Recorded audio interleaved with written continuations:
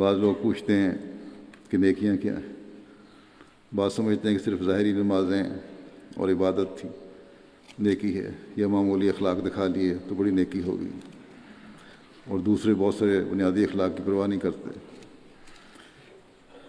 اس پر بڑے خوبصورت انداز میں روشنی ڈالتے ہوئے حضرت مسیح موعود علیہ السلام فرماتے ہیں کہ اخلاق دوسری نیکیوں کی کلید ہے، ایک چابی ہے اس کی۔ جو لوگ اخلاق کی اصلاح نہیں کرتے وہ رفتہ رفتہ بے خیر ہو جاتے ہیں، وہ پھر ان سے کوئی خیر نہیں ہوتی، فائدہ نہیں پہنچتا۔ فرمایا کہ میرا تو یہ مذہب ہے کہ دنیا میں ہر ایک چیز کام آتی ہے، زہر اور نجاست بھی کام آتی ہے، اسٹرکنیا بھی کام آتا ہے، اعصاب پر اثر ڈالتا ہے، مگر انسان جو اخلاق فاضلہ کو حاصل کر کے نفع رسا ہستی نہیں بنتا، یہ زہر بھی کام آ سکتے ہیں، گند بھی کام آ سکتا ہے، لیکن اخلاق فاضلہ کو حاصل کرتا ہے اگر انسان نہیں کرتا اور لوگوں کو فائدہ نہیں پہنچاتا، تو فرمایا کہ ایسا ہو جاتا ہے کہ وہ کسی بھی کام نہیں آ سکتا۔ بس انسان تبھی کام آ سکتا ہے جب اس میں اعلیٰ اخلاق ہو۔ فرماتے ہیں کہ مردار حیوان سے بھی بدتر ہو جاتا ہے، کیونکہ اس کی تو کھال اور ہڈیاں بھی کام آ جاتی ہیں، اس کی تو کھال بھی کام نہیں آتی۔ اور یہی وہ مقام ہے جہاں انسان بل ہم ادل کا مصداق ہو جاتا ہے، بس انتہائی گری ہوئی چیز بن جاتا ہے۔ بس یاد رکھو کہ اخلاق کی درستی بہت ضروری چیز ہے، کیونکہ نیکیوں کی ماں اخلاق ہی ہے۔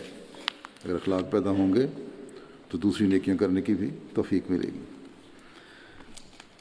روزمرہ معاملات میں یہ اخلاق کس طرح ظاہر ہوتے ہیں؟ آپ فرماتے ہیں کہ بعض آدمیوں کی عادت ہوتی ہے کہ سائل کو دیکھ کر چڑ جاتے ہیں، کوئی سوالی آئے اس کو چڑ جاتے ہیں، اس کو دیکھ کے کوئی ضرورت مند آئے اس کو دیکھ کر چڑ جاتے ہیں،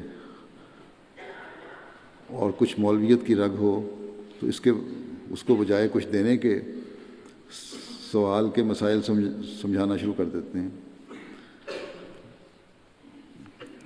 مسائل بیان کرنا شروع کر دیتے ہیں، بجائے کہ اس کو دیں، وہ مانگنے والا آیا ہے اس سے علمی باتیں شروع کر دیں گے، یا برائیاں اور اچھائیاں بیان کرنی شروع کر دیں گے سوال کرنے کی۔ فرمایا اور اس پر اپنی مولویت کا روب بٹھا کر بعض اوقات سخت سست بھی کہہ بیٹھتے ہیں۔ افسوس ان لوگوں کو عقل نہیں اور سوچنے کا مادہ نہیں رکھتے جو ایک نیک دل اور سلیم الفطرت انسان کو ملتا ہے۔ اتنا نہیں سوچتے کہ سائل اگر باوجود صحت کے سوال کرتا ہے تو خود گناہ کرتا ہے۔ اگر کوئی سوالی ایسا ہے جو صحت کے باوجود سوال کرنے آیا ہے تو اس کا گناہ اس کے سر ہے۔ تمہارے پاس کچھ ہے، مانگ رہا ہے تو اس کو دے دو۔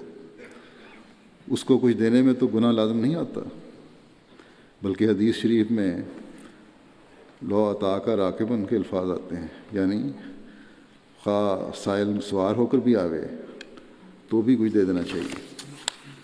اور قرآن شریف میں وَأَمَّا السَّائِلَ فَلَا تَنْهَرْ کا ارشاد ہے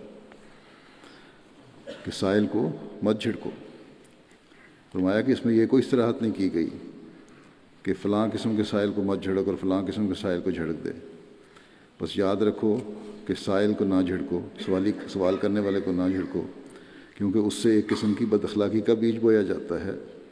اخلاق یہی چاہتا ہے کہ سائل پر جلد ہی ناراض نہ ہو۔ یہ شیطان کی خواہش ہے کہ وہ اس طریق سے تم کو نیکی سے محروم رکھے اور بدی کا وارث بنائے۔ پھر آپ فرماتے ہیں غور کرو کہ ایک نیکی کرنے سے دوسری نیکی پیدا ہوتی ہے، اور اسی طرح پر ایک بدی دوسری بدی کا موجب ہو جاتی ہے۔ جیسے ایک چیز دوسری چیز کو جذب کرتی ہے، اسی طرح خدا تعالیٰ نے یہ تجاذب کا مسئلہ ہر فعل میں رکھا ہوا ہے، یہ جذب کرنے کا مسئلہ۔ بس جب تم سائل سے نرمی کے ساتھ پیش آؤ گے اور اس طرح پر اخلاقی صدقہ دے دو گے،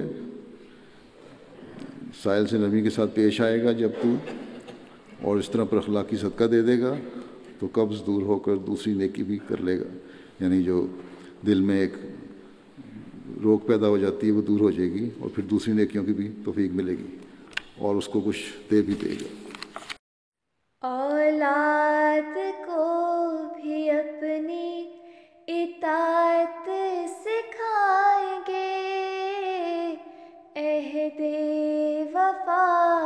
کیا